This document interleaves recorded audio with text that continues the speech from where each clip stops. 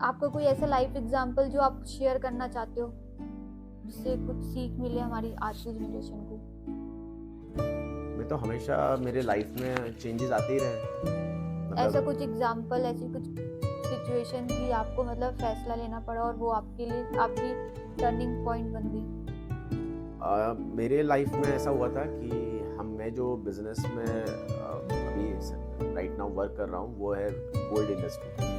Gold industry के अंदर जितने भी लोग सक्सेस हुए हैं या एक अलग लेवल पे पहुंचे, उसके पीछे का एक ही कारण है कि उन्होंने हमेशा अपने काम को सही पद्धति से किया, सही ढंग से किया, और मैं कहूँगा प्योर वाइट में किया। जितने भी लोग हमारी इंडस्ट्री के सक्सेस हैं उसके पीछे का मैक्सिमम रीज़न जो है वो एक ही हो सकता है कि अपने सिद्धांतों से चले। मतलब वाइट में काम करना चाहिए। वाइड में अगर आप बिजनेस करते हो तो आप एक्सपांड भी कर सकते हो, एक्सप्लोर भी कर सकते हो, और निर्भय होकर पूरे भारत का ग्लोबली अपने आप को एक्सप्लोर कर सकते हो।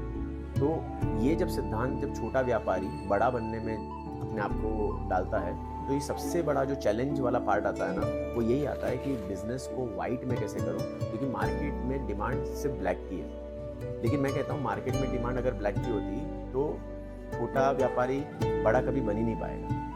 मार्केट में डिमांड ब्लैक की है ही नहीं। मार्केट तो वाइट की डिमांड कर रहा है। आपके आसपास जो लोग बैठे हैं ना, वो ब्लैक की डिमांड कर रहे हैं। आपको उनको छोड़ना पड़ेगा, उनके साथ व्यवहार नहीं करना।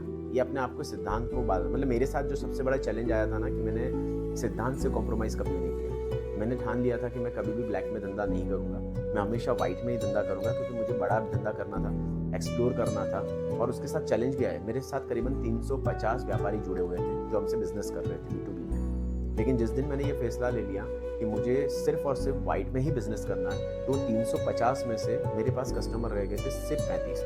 मतलब व्यापारी 350 थे, जिससे मेरा ऑलरेडी अच्छा बिजनेस चल रहा था।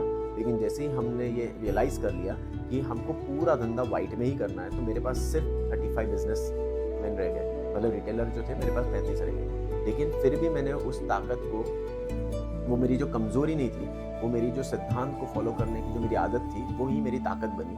और आज कम से कम जो आंकड़ा था वो एक प्रोप्राइटर कंपनी से पब्लिक लिमिटेड कंपनी तक पहुंच गया। तो अगर आप अपने सिद्धांतों पे चलोगे, मतलब बेसिकली आपका सिद्धांत नहीं होता, सिद्धांत होता है धर्म का।